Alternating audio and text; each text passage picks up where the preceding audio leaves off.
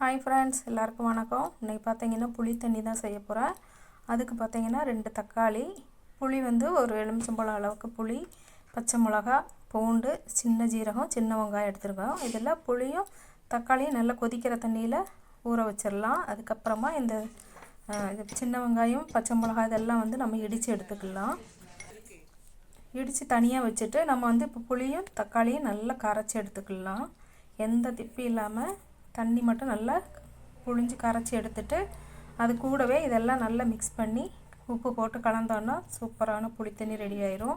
இப்போ பாருங்கள், நம்ம வந்து தக்காளி புளி கரைச்சி இதில் ஊற்றிருக்கோம். அதில் வந்து நம்ம வந்து இடித்து வச்சுருக்க அந்த வெங்காயம், பூண்டு இதெல்லாம் இதில் போட்டுக்கலாம். இதில் கொஞ்சம் மல்லி இலையும் பிச்சு போட்டு நம்ம இடித்து வச்சுருக்க இந்த பச்சை மிளகாய் இதெல்லாம் இதில் போட்டு கலந்து விட்டுட்டு மறுபடியும் நம்ம கொஞ்சம் தண்ணி ஊற்றி நல்லா தக்காளியும் புளியும் கரைச்சி தண்ணி தேவையான அளவுக்கு ஊற்றி கரைச்சி அதில் ஊற்றிட்டோன்னா சூப்பரான புளி தண்ணி ரெடி ஆயிரும்.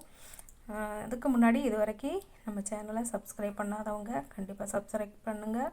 பிடிச்சிருந்தா ஒரு லைக்கை போடுங்க, பிடிச்சவங்களுக்கும் ஷேர் பண்ணி விடுங்க.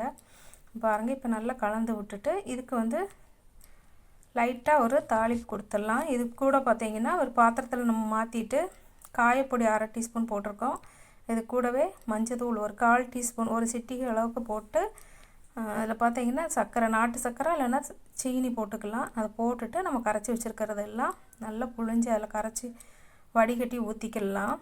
ஊற்றிட்டு இந்த அடியில் இருக்கிறத வந்து நம்ம அதை ஊற்ற மாட்டோம். அது கூடவே இந்த தண்ணி கூடயே கலந்து வச்சுட்டு ஒரு வரமிளகா போட்டு தாளிச்சிட்டோன்னா சூப்பரான புளித்தண்ணி, ஈஸியாகவும் சிம்பிளாக ஒரு சூப்பரான புளித்தண்ணி ரெடி ஆயிடுச்சு.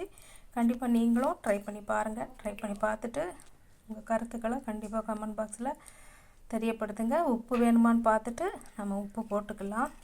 பாருங்கள், இப்போ வந்து லைட்டாக எண்ணெய் ஊற்றி கடாய் அடுப்பில் வச்சு எண்ணெய் ஊற்றி கடுகு போட்டுக்கலாம். கடுகு மட்டும் போட்டு அப்படியே ஒரு வரமிளகா பிச்சு போட்டு அப்படியே தாளிச்சிக்கலாம். இதில் நமக்கு வெந்தயம், கடலைப்பருப்பு, உளுந்து இதெல்லாம் போடுறதா இருந்தாலும் போட்டு வறுத்து இதில் கொட்டினாலும் அதுவும் டேஸ்ட்டாக தான் இருக்கும்.